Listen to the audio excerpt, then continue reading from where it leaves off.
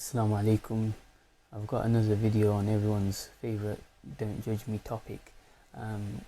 Just following on from my last video, I'm intending inshallah to put both of them together as a podcast, but I do think there was more nuance to be included following my previous comments, and that's more, I think it's good to be self-critical sometimes and ask yourself. It also helps the listener as well, because sometimes I'm listening to certain things and questions come up in my head, and it's good when the speaker addresses them as he's talking.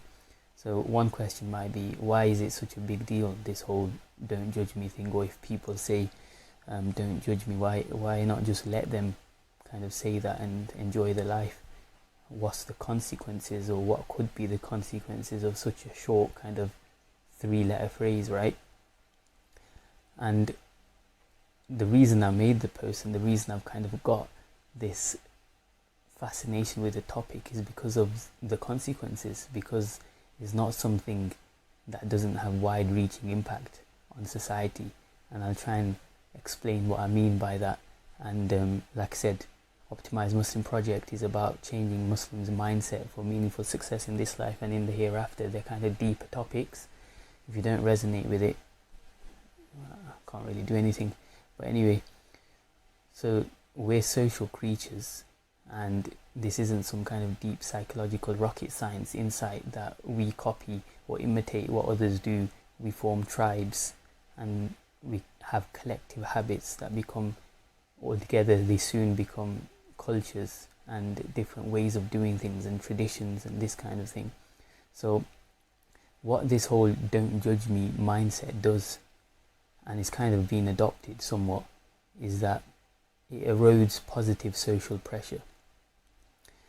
Now, the reason why that's important is, as much as people like to say that, oh, it's all about having the right intention and stuff, I'll give you a quick example of how powerful positive social pressure is. What explains the difference between certain cultures that are more practicing than others? What explains the difference between certain cultures where people will, I think certain places in the Arab world where people will put a curtain over the shop and go and pray automatically, like it's part of their daily routine, right? And this isn't just like an individual, oh, this is the one practicing guy in the village. This is kind of a collective thing.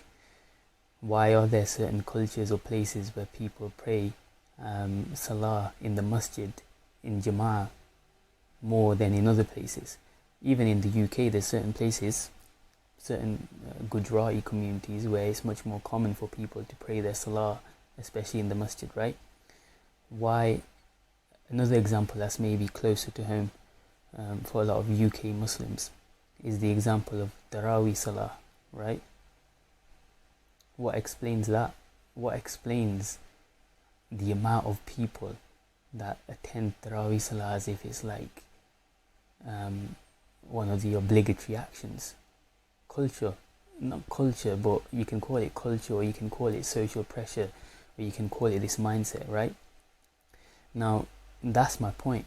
So if you erode that kind of social pressure because you're not supposed to correct people, or you're not supposed to even fulfill the Quranic injunction of forbidding evil and joining what is right, then slowly but surely, this is the thing, if we want to shape future cultures, future generations, we have to think of the long-term consequences. I know it might come strange, someone not sitting with a grey beard talking about these kinds of things, but think about it. In the short term, it might feel good to be absolved from this don't judge me mentality. No one's going to question you. You can do whatever you want, and it's like a, not a get out of jail free card, but it's like a psychological get out of jail free card that seems to give people this sense of relief, even though they don't dwell on it deeply enough, because then they'll obviously understand. But in the short term, it might be, doesn't really do anything, but in the long term, you're eroding that culture. You're eroding that push towards good. You understand this? You're eroding community in a sense as well, which is another one of the factors that leads to decay of kind of communities and traditions and religion, is because you're kind of individualizing the practice, you know, like, oh, who are you to tell me it's my kind of thing, you know, this is just me. That's another problem with it. So you can see where in the long term it would contribute to something that would shape culture in a negative way. And that's my point, and that's probably the point of most people that go on about this, right?